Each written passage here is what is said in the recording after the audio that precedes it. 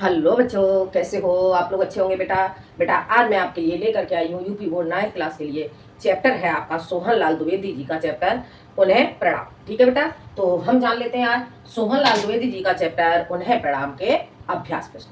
बेटा चैप्टर मैं आपको पहले ही पढ़ा चुकी हूँ और आज हम जानेंगे इसके अभ्यास प्रश्न।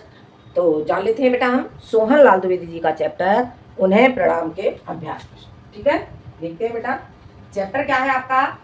चैप्टर है आपका उन्हें प्रणाम। ठीक है बेटा, उन्हें प्रणाम आपका चैप्टर हो जाता है। और किसका चैप्टर है? ये है आपका सोहन लाल द्विवेदी। सोहन लाल द्विवेदी जी का चैप्टर है। ठीक है बेटा, ये आपको समझ में आ गया होगा।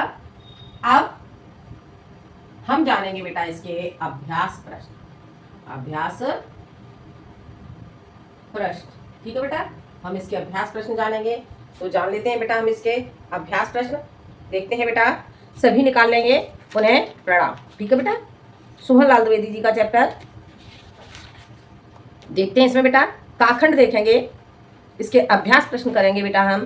तो दिए गए पद्यांशों पर आधारित प्रश्नों के उत्तर दीजिए, ये आपका क्वेश्चन हो जाता है। अब पहले हम बेटा इसके पद को पढ़ लेते हैं, उसके बाद हम इसके अभ्यास प्रश्न को जानेंगे। पद में क्या कहा गया है देख लेते हैं। भेद गया दीन अश्रु से जिनका मर्म होता, जो के साथ न जिसको आती सर, किसी देश में किसी वेश में करते एक, मानवता का संस्थापन ही है जिसका धर्म। जिनके गीतों के पढ़ने से मिलती शांति, जिनके गीतों के पढ़ने से मिलती शांति, जिनकी तानों के सुनने से झिलती भ्रांति। तो ये हो जाता है द्विवेदी जी का पद्यांश। और अब हम जानेंगे इसके अभ्यास प्रश्न। तो पहला प्रश्न इसका क्या हो जाता है, प्रस्तुत पद्यांश का संदर्भ लिखिए। तो हम इसका संदर्भ जानेंगे बेटा। हम इसका संदर्भ कैसे लिखेंगे तो जान लेते हैं हम इसका संदर्भ। पहला क्वेश्चन आपका हो जाता है संदर्भ। पहले हम बेटा जानेंगे इसे हम कैसे करेंगे। तो ये कहां से कहां तक लिया गया है, ये है आपका काखंड। पहले हम खंड डालेंगे और उसके बाद हम इसे लिखेंगे भेद गया है से लेकर के भ्रांति। भेद गया और भेद गया से लेकर के आपका आ जाएगा भ्रांति। ठीक है बेटा, यहां तक आपका हो जाता है। और अब हम जानेंगे इसका पहला क्वेश्चन होता है इसका संदर्भ। ठीक है, इसका संदर्भ कैसे लिखेंगे हम जान लेते हैं। प्रस्तुत पद्यांश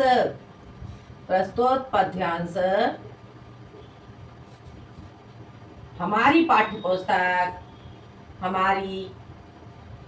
पुस्तक हिंदी के काव्य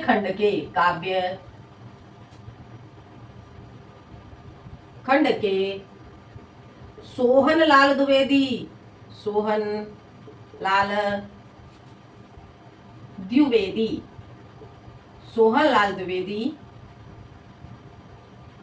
कृत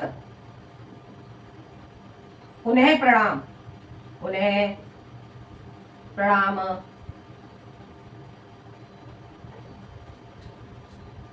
शीर्षक से संग्रहित है। ठीक है बेटा, देख लेते हैं इसका संदर्भ। प्रस्तुत पद्यांश हमारी पाठ्य पुस्तक हिंदी के काव्य खंड के सोहन लाल द्विवेदी कृत उन्हें प्रणाम शीर्षक से संग्रहित है। यह हो जाता है बेटा इसका संदर्भ। संदर्भ में बेटा हमें क्या करना होता है, जो हमारा चैप्टर का नाम होता है और जो हमारे कवि का नाम होता है वो हमें डबल कॉमा में बंद करना होता है या फिर उसे अंडरलाइन करते हैं। ठीक है बेटा, तो इतना आपको समझ में आ गया होगा। अब हम चलते हैं बेटा आगे अगले क्वेश्चन की ओर। अगला क्वेश्चन हमारा क्या हो जाता है, रेखांकित अंश की व्याख्या कीजिए। यहाँ पर आपको क्या करना है, रेखांकित अंश की व्याख्या करनी है। तो रेखांकित अंश की हम व्याख्या कैसे करेंगे, सबसे पहले हम रेखांकित देख लेते हैं हमारा कहां से कहां तक किया गया है। रेखांकित किया गया है हमारा मानवता का संस्थापन ही है जिनका धर्म, जिनके गीतों के पढ़ने से मिलती शांति, जिनकी तानों के सुनने से झिलती भ्रांत। तो इतने का हमें रेखांकित अर्थ करना होगा। तो जान लेते हैं बेटा हम रेखांकित अर्थ। सेकंड क्वेश्चन, रेखांकित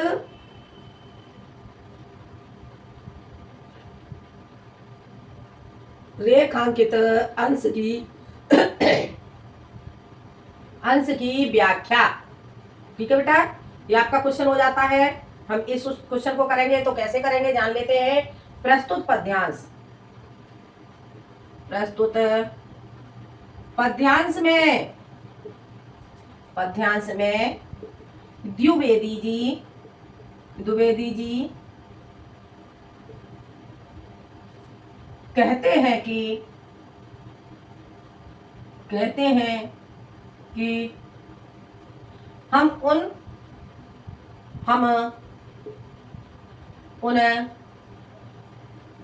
अज्ञात महापुरुषों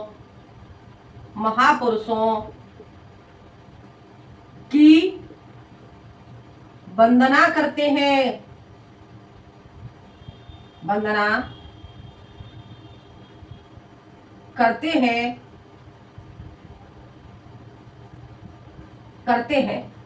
ऐसे महापुरुषों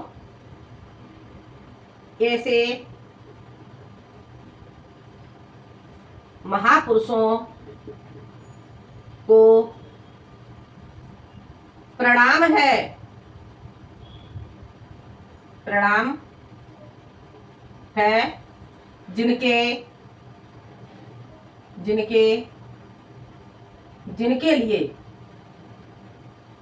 लिए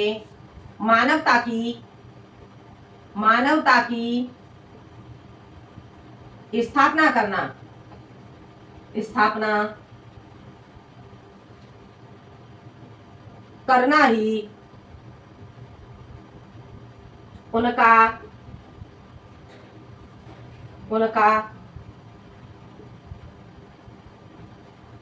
करना ही उनका धर्म है, तथा उनके आगे क्या कहा गया है, जिनके गीतों के पढ़ने से मिलती शांति, तथा उनके गीतों के पढ़ने से हमें शांति का अनुभव होता है, तथा उनके गीत संगीत तथा कविताओं के पढ़ने से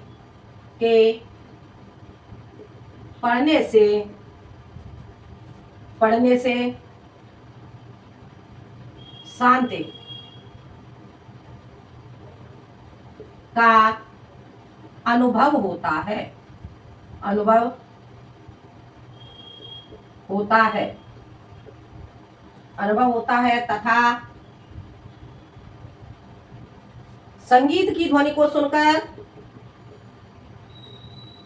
संगीत की ध्वनि को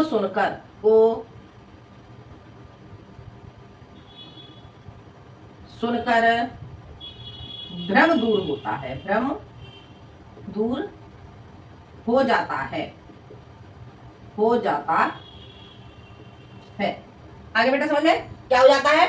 प्रस्तुत पद्यांश में द्विवेदी जी कहते हैं कि हम उन अज्ञात महापुरुषों की वंदना करते हैं, ऐसे महापुरुषों को प्रणाम है जिनके लिए मानवता की स्थापना करना ही उनका धर्म है, तथा उनके गीत संगीत तथा कविताओं के पढ़ने से शांति का अनुभव होता है, तथा संगीत की ध्वनि को सुनकर भ्रम दूर हो जाता है। ऐसे महापुरुषों के संगीत कविताओं को सुनकर के जो हमारे अंदर जो भ्रम है वो दूर हो जाता है। आ गया समझ में। तो ये हो जाता है आपका सोहनलाल द्विवेदी जी का खंड में रेखांकित अंश की व्याख्या। अब हम चलते हैं बेटा अगले क्वेश्चन की। अगला क्वेश्चन हमारा क्या है देख लेते हैं बेटा हम। अगला क्वेश्चन इतना आप लोग नोट कर लेंगे, जानते हैं हम इसका अगला क्वेश्चन।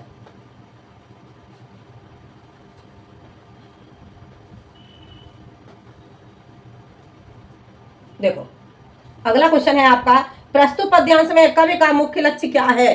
प्रस्तुत पद्यांश में कवि का मुख्य लक्ष्य क्या है, तो हम इसे करेंगे तो कैसे करेंगे देखते हैं। कवि का मुख्य लक्ष्य, तो प्रस्तुत पद्यांश में ये आंसर हो जाएगा आपका प्रस्तुत पद्यांश में कवि का लक्ष्य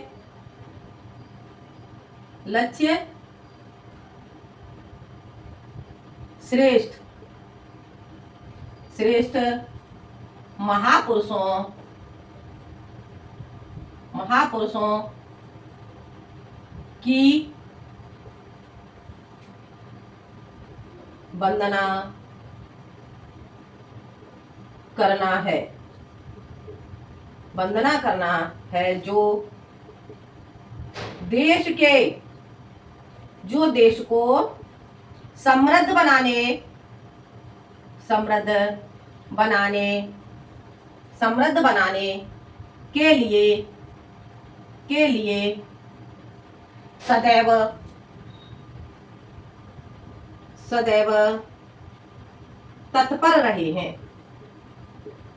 तत्पर रहे हैं। आगे बेटा समझ में। प्रस्तुत पद्यांश में कवि का लक्ष्य श्रेष्ठ महापुरुषों की वंदना करना है जो देश को समृद्ध बनाने के लिए सदैव तत्पर रहे हैं। ठीक है बेटा, ये हो जाता है आपके थर्ड क्वेश्चन का आंसर। तो बेटा ये आपको समझ में आ गया होगा। अब हम चलते हैं बेटा अगले खंड की ओर। ठीक है, अगले खंड की ओर चलते हैं, जानेंगे हम का खंड के। ये क्वेश्चन आपको समझ आ गए होंगे। अब हम अगले खा खंड को देखेंगे। तो जान लेते हैं बेटा हम खा खंड। खा खंड में द्विवेदी जी क्या कहते हैं, तो पहले हम इसे पद्यांश को पढ़ लेते हैं। द्विवेदी जी कहते हैं, कोटि कोटि नंगों भिखमंगों के जो साथ, कोटि कोटि नंगों भिखमंगों के जो साथ खड़े हुए हैं कंधा जोड़े उन्नत मात, खड़े हुए हैं कंधा जोड़े उन्नत मात। और आगे क्या कहते हैं जान लेते हैं। शोणित जन के पीड़ित जन के, शोणित जन के पीड़ित जन के कर को थाम बढ़े जा रहे उधर जिधर है मुक्ति प्रकाम, बढ़े जा रहे उधर जिधर है मुक्ति प्रकाम, ज्ञात नहीं है जिनके नाम उन्हें प्रणाम सतत प्रणाम। ठीक है बेटा, तो ये हो जाता है आपका खाखंड। अब इसमें हम लिखेंगे कोटि से लेकर के प्रणाम। ठीक है, कोटि से लेकर के सतत प्रणाम, कोटि। ठीक है बेटा, कोटि से लेकर के ये हो जाएगा आपका सतत प्रणाम।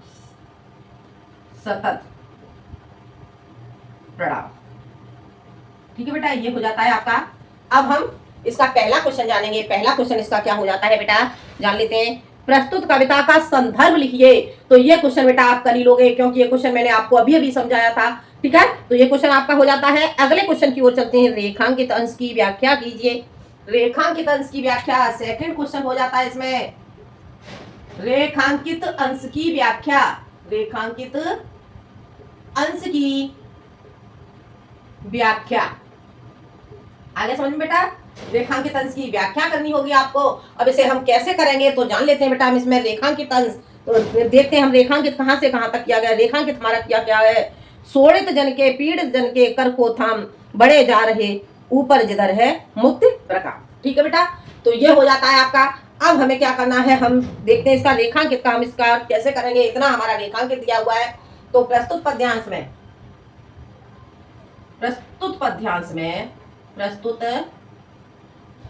में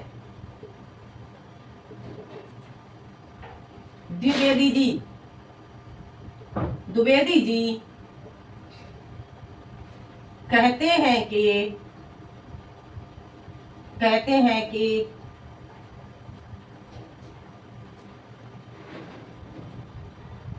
कहते हैं कि क्या कहा गया है देख लेते हैं। शोणित जन के पीड़ित जन के कर को थाम, यानी कि शोणित जन कहते हैं जो शोषित लोग हैं, लोगों के द्वारा सताए हुए लोग हैं। ठीक है, तो प्रस्तुत पद्यांश में द्विवेदी जी कहते हैं कि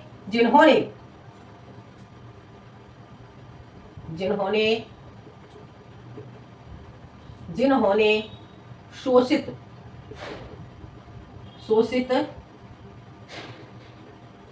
तथा पीड़ित लोगों का हाथ थाम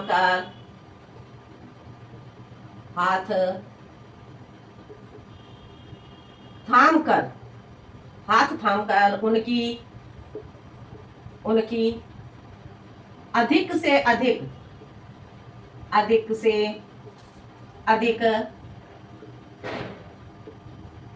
सहायता करने के लिए, सहायता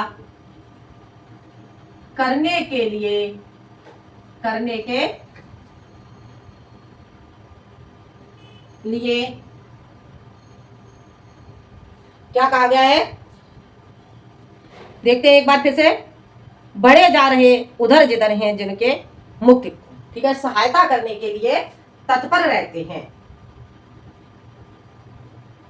तत्पर रहते हैं।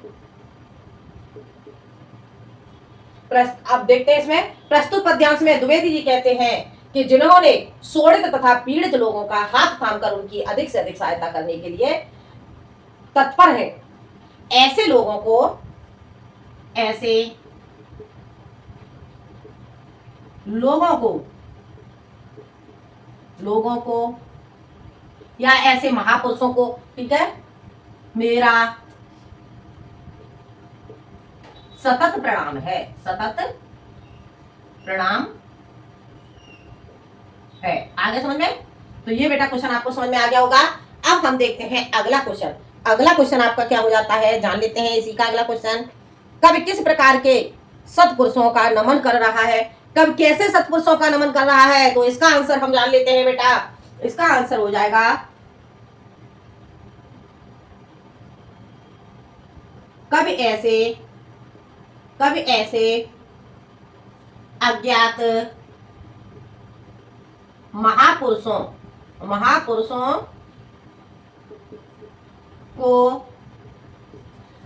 कर रहा है,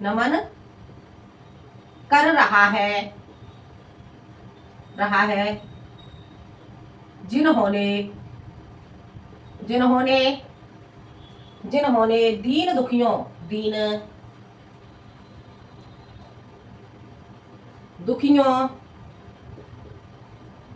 की सहायता की। आगे समझ में?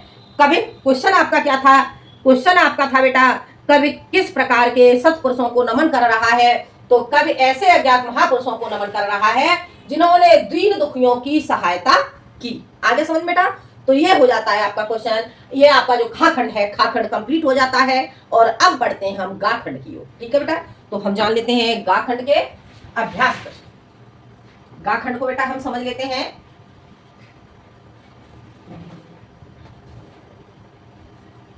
देखो गा खंड में क्या कहते हैं द्विवेदी जी, पहले हम गा खंड के पद्यांश को पढ़ लेते हैं। द्विवेदी जी क्या कहते हैं, उन्हें जिन्हें है नहीं जन, देखो गा खंड में क्या कहते हैं, जिनके गीतों के पढ़ने से मिलती शांत, जिनकी तानों के सुनने से झिलती भ्रांत, छा जाती मुखमंडल पर यौवन की कांत, जिनकी टेकों पर टिकने से टिकती कांत, मरण मधुर बन जाता है जैसे बरदान, अदरों पर खिल जाती है मादक मुस्कान, नहीं देख सकते जग में अन्याय वितान, प्राण उच्छ्वसित होते होने को बलिदान, प्रणाम उन्हें प्रणाम। ठीक है बेटा, तो ये हो जाता है हमारा, देखते हैं जिनके गीतों से लेकर के बलिदान। ठीक है, गा खंड है बेटा जिनके गीतों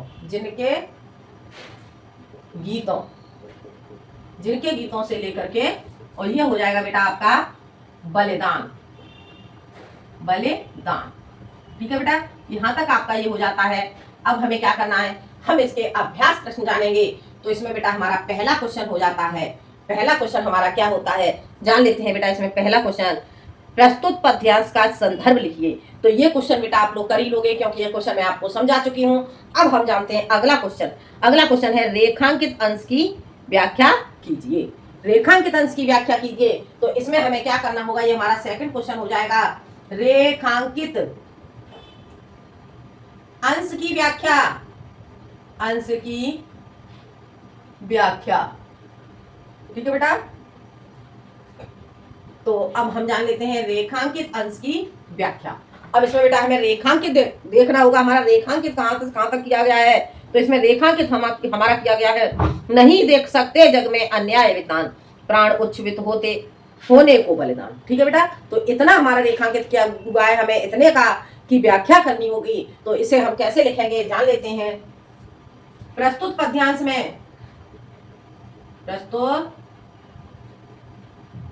में द्विवेदी जी, द्विवेदी जी कहते हैं कि ऐसे महापुरुषों को, ऐसे महापुरुषों को, महापुरुषों को, ऐसे महापुरुषों को प्रणाम है, प्रणाम है, जो संसार में अन्याय होते हुए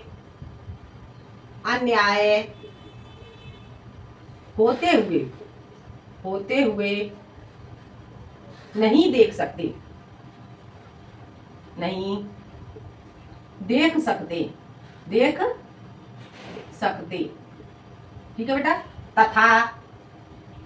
तथा अन्याय को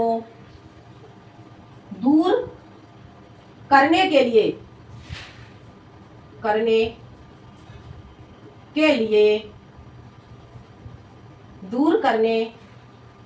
लिए वे अपने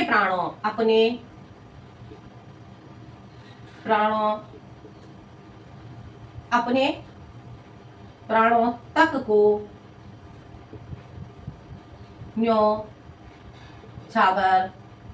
न्योछावर कर देते हैं। आगे समझ में देखते हैं। प्रस्तुत पद्यांश में द्विवेदी जी कहते हैं कि ऐसे महापुरुषों को प्रणाम है जो संसार में अन्याय होते हुए नहीं देख सकते तथा अन्याय को दूर करने के लिए वे अपने प्राणों तक को न्योछावर कर देते हैं। आगे समझ बेटा।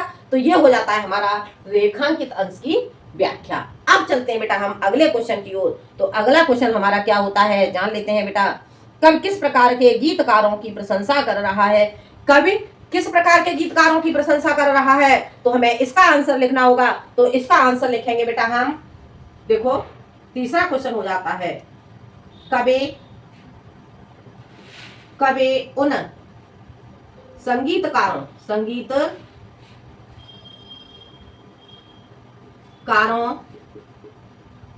की प्रशंसा कर रहा है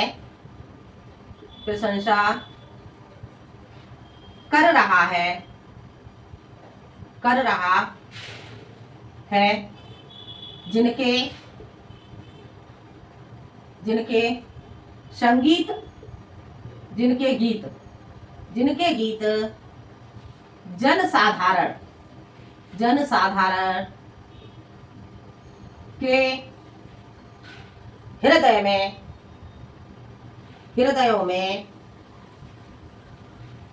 हृदयों को शांति, उत्साह और क्या हो जाएगा एवं बलिदान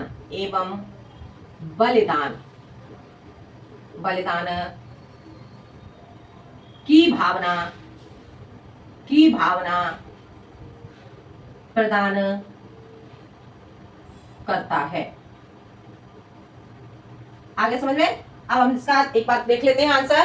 कवि उन संगीतकारों या उन गीतकारों, क्वेश्चन क्या था आपका, क्वेश्चन देख लो। क्वेश्चन हमारा था कवि किस प्रकार के गीतकारों की प्रशंसा कर रहा है। तो इसमें हम लिख सकते हैं कवि उन गीतकारों की प्रशंसा कर रहा है जिनके गीत जनसाधारण के हृदयों को शांति, उत्साह एवं बलिदान की भावना प्रदान करता है। आगे बेटा समझ में। तो ये था बेटा आपका जो उन्हें प्रणाम है, उन्हें प्रणाम सोहन लाल द्विवेदी जी का। बेटा ये थोड़ा सा बड़ा चैप्टर हो जाता है, इसमें अभ्यास प्रश्न आपके कुछ ज्यादा है, 6 खंड तक है। तो बेटा आपका वीडियो लंबा हो जाएगा, इसलिए मैं आपको ये 2 पार्ट में बताऊंगी। तो ये हो जाता है आपका पार्ट 1, ठीक है बेटा। और बाकी के क्वेश्चन है मैं आपको सेकंड पार्ट में बता दूंगी। तो बेटा ये वीडियो आपको पसंद आए तो लाइक करें, शेयर करें और सब्सक्राइब करें। आज के लिए इतना ही, मिलते हैं हम अगले वीडियो में बाकी के इसके प्रश्नों के साथ। जब तक के लिए धन्यवाद।